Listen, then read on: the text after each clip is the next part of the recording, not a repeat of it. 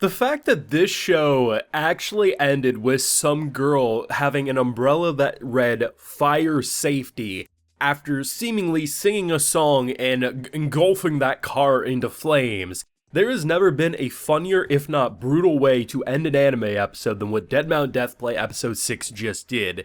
This show, episode after episode, continues to improve to the point where I say anyone sleeping on this is literally missing out on like a top 5 anime of the season. That's how much I'm loving this one. Now, full live reaction episode 6 is available on my Patreon if you do want to see my full uncut thoughts as I watch the episode. But we gotta talk about this one. We get so much information. Takeru as a character, so complex, seemingly willing to hurt family if you get in his way, but also will hurt anyone who tries to hurt his family. Incredible character, if not frightening character. That ghost who I thought was pulled out of Evil Dead, turns out actually isn't that evil or harmful at all. Turns out just a very tragic character who honestly I felt so bad after being like, oh, this is some psycho mommy willing to stab people. No, she was just absolutely betrayed, and goddamn did I feel so bad for her. To then seeing Grandpa, who's, everyone's acting like on his deathbed, he's still got some moves. He's pulling some sword on old Corpse God saying, hey, you ain't my son. But you know what? At this point, let's just see what's gonna happen. There's so much to enjoy and unpack. But honestly, one of the highlights has to be Lemmings. I mean, seriously, we're going in the situation, we're saying, oh, there's multiple auras, who could it be? Lemmings comes in like Spider-Man, throws the fool down, just shushes and says, everyone gets one, and then dips out. I'm like, okay, this show is an absolute masterpiece. First things first, I do want to talk about that ghost. So we've been seeing this scary mommy, big sister ghost. We're like, okay, this thing's horrifying. It's like its eyes are bulging. It just feels like this is who you don't want to see in a dark alley.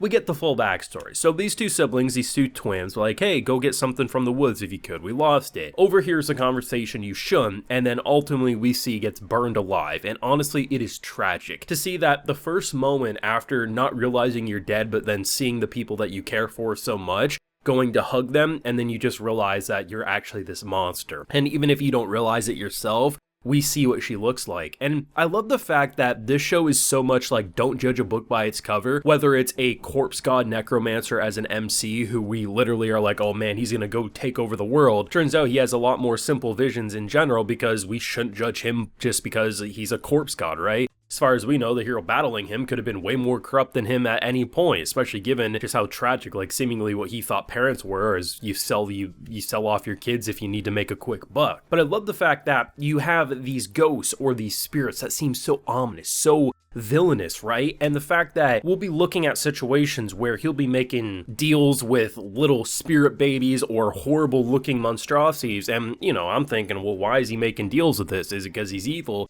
No, it's because this is just a tragic-ass spirit that deserves so much better than the scumbags in this home at times. And honestly, I just felt so bad. But I love the fact that a character like Takeru, who literally we're basically told this is the person to watch out for.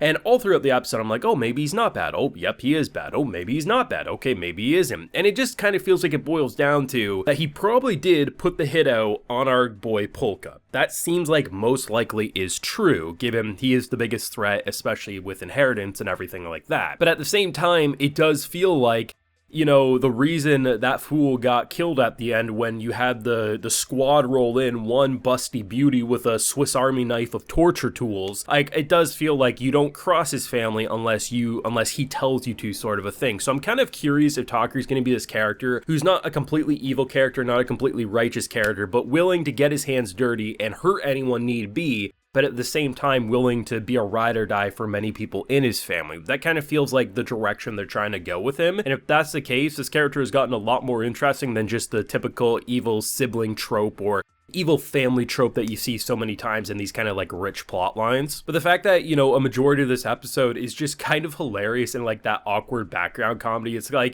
you're laughing because you're happy you're not a part of the awkwardness of the situation. So you kind of casually go in, you got your date Misaki here, who can act completely normal, completely sane, and also can kick your ass if she needs to. But I love the fact that you get this kind of like family reunion, and it's just so normal, it's so awkward, and then Gramps comes in, who's my new favorite character. So you have someone who basically everyone's arguing who's going to get the inheritance money. You got this like a triple chin bastard who's trying to talk about stocks and trading or pharmaceuticals, whatever the hell he wanted to talk about, right? It's all business oriented. And he sends him with his tail between his legs, and we have a conversation with Polka, literally saying out loud, like, why is there just a casual sword sitting on the ground? Like, why do you have a katana just sitting there? Like, is this some cultural thing where you just kind of casually keep it there? And then no, he pulls that thing out real quick. And I love the fact that characters aren't stupid, right? If you really do have a son, you should be able to recognize if the personality is vastly different. I mean, naturally, if it's just a little different, then you're just gonna think, oh, did something happen? You know, are you depressed or did something change?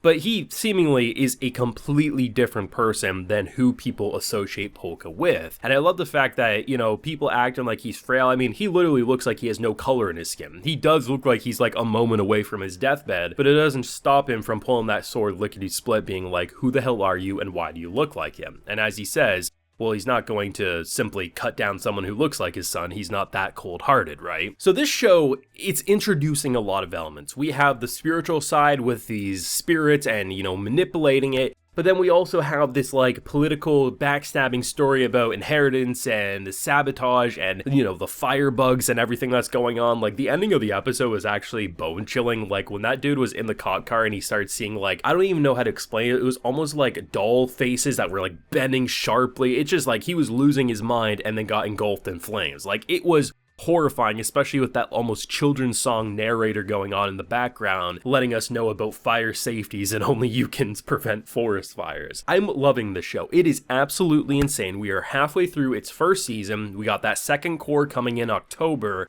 and I haven't been more excited to jump further into a show like this, especially knowing it's going to have at least 24 episodes in a while, because this show, its world building, its characterization, the power system, the fact that you casually have Corpse God tell this man, being like, you know, if I had the mana, I would make it so you would suffer this death that would last at least a century. Like, how often do we have a character wanting to put someone through a fate worse than death that would last that long? Not often, but goddamn am I loving this show. I wish we had more shows like Deadmau5 Deathplay. I mean, I haven't really connected with a show this hard since, honestly, Durara, because that show and this author, they just have something that's it's so weird, it's so different, and you can't really compare it to a lot of worlds. Like, not to say I haven't enjoyed anime since then, but there is a style and charm about how they blend interesting character designs, fascinating power systems, or, you know, characters who feel a little more superhuman than they let on, and blending it into such an interesting show that at the end of the day boils down to Corpse God saying, I want to just have a peaceful, normal life after suffering my entire life. And now he's thrown into a political sabotage story within